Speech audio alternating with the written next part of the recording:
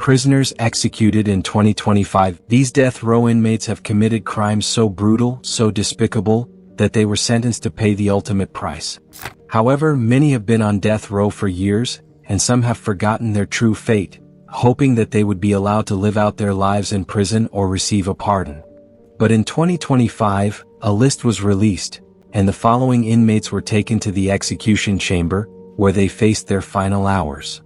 In this video we'll reveal their horrendous crimes, final meals and last words. Welcome to Creepy True Cases. Take a second to like, subscribe and turn on notifications. Let's begin. Richard Lee Tabler. In November 2004, Richard worked at a strip club and often had issues with his 28-year-old boss, Muhammad Amin Ramuni. As the bad blood continued between them, Richard devised a devious means to get back at his boss. On the 26th of November, Richard told his boss, Ramuni, that he had stereo equipment for sale. The equipment was loaded in a vehicle parked in the parking lot. Ramuni and a friend of his, Haitham Zed, followed Richard to the parking lot to inspect the equipment. What happened next was brutal.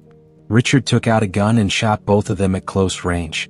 Ramuni tried to escape, but Richard dragged him out and shot him once more. But it gets more complicated, and when the police caught up to him, he confessed to killing two teens, 18-year-old Tiffany Dodson and 16-year-old Amanda Benfield, who were also employees at the same club. He was charged with murder for the death of Ramuni and Zed and was sentenced to death. During his time on death row, he embarked on a mission to stay alive, making appeals to overturn his sentence. In 2008 he did something shocking. He smuggled a cell phone into prison and used it to threaten a state lawmaker. This led to a lockdown that made its way to the news. His date of execution was finally fixed at February 13, 2025.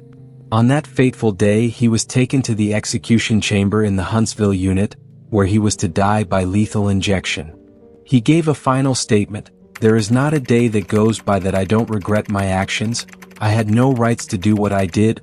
I pray and hope for forgiveness. No amount of apology will be enough." He also expressed his love for family and friends before saying to the warden, "I am finished," which either meant that he was done with his statement, or a recognition of the inevitability of his fate.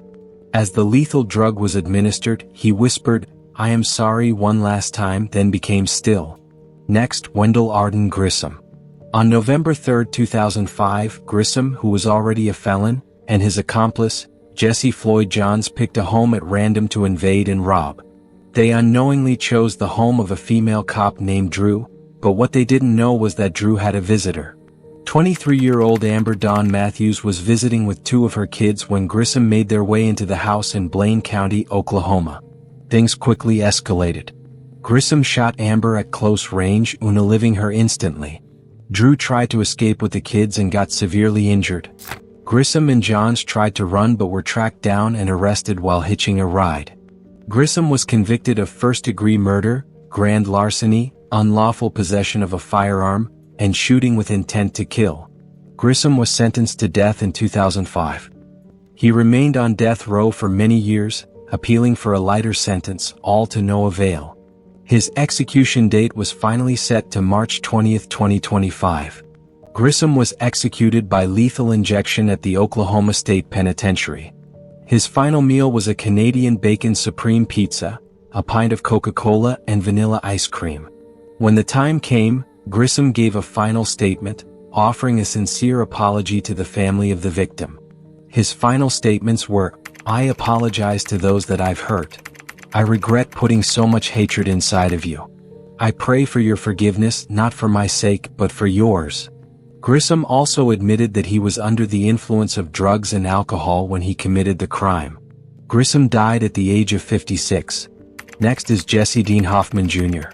In 1996, Hoffman committed one of the most brutal crimes a person of his age could commit. At that time he was only 18 years old. On a regular day, Hoffman met a woman named Mary Elliott. She was a 28-year-old advertising executive in a large organization based in New Orleans. According to the report, Hoffman pointed a gun at her and asked for money. Since she didn't have much on her, they proceeded to several ATMs to withdraw. But it didn't end there. He took her to a private place, where he essayed her and then unalived her with a single bullet. He left her lifeless body at St. Timony Parish. When investigators found the body, DNA evidence was everywhere. That same year, Hoffman was arrested and convicted of first-degree murder, rape, and kidnapping. He was sentenced to death in 1998, but for 3 decades the state of Louisiana never carried out any executions. Hoffman's attorney continued to appeal while the state disputed the ethics of certain execution methods. But on March 18, 2025, it all came to an end. Hoffman was scheduled for execution by nitrogen hypoxia. On that fateful day, Hoffman was led to the gas chamber at the Louisiana State Penitentiary and strapped in securely. He declined a last meal and also refused to give any final statements or apology. Witnesses described the execution as hard to watch, as Hoffman's body showed involuntary aggressive movements as the gas filled his lungs. And at 6:50 p.m., he was pronounced dead. Next, Edward Thomas James. Edward wasn't just a burglar, he was a murderer. And in September 1993, he committed one of the most horrific crimes that Florida had ever seen. James lived as a tenant in the home of Betty Dick, a 58-year-old landlady in Castleberry, Florida. James had a hidden hatred for Betty, one that he had never acted upon, until the opportunity finally came. That night, James entered Betty's home. Her 8-year-old granddaughter was asleep in her room. James entered the 8-year-old's room and strangled her until she passed out. He proceeded to essay his victim. But he wasn't done. The night had only just begun. James entered Betty's room and attacked her, stabbing her more than 20 times and leaving her unconscious in a pool of her own blood. After that, he ransacked the house for valuables. He stole cash, jewelry, and used Betty's car as a getaway vehicle. He sold some of the items to fund his lifestyle as he fled across different states in search of a place to start afresh. He was eventually tracked down by police and arrested in California while trying to pawn some of the jewelry. He went before a court in 1995 where he pleaded guilty to 2-count first-degree murder. He was sentenced to death row where he awaited execution. During his time on death row, he made multiple appeals which were mostly focused on mental health and impairment. However, all appeals were turned down. On the 20th of March 2025, James was escorted by guards to the execution chamber at Florida State Prison in Rafford. He had earlier received a last meal which consisted of hush puppies, potato salad, fried catfish, soda, cookies, and coffee. When asked if he wanted to make a final statement, he replied, "No, I don't." No apologies, no remorse. The signal was given and the lethal injection was administered. Later that evening, he was officially pronounced dead. What are your thoughts on these cases? Let us know in the comments. Be sure to like, subscribe, and turn on notifications. Thanks for watching.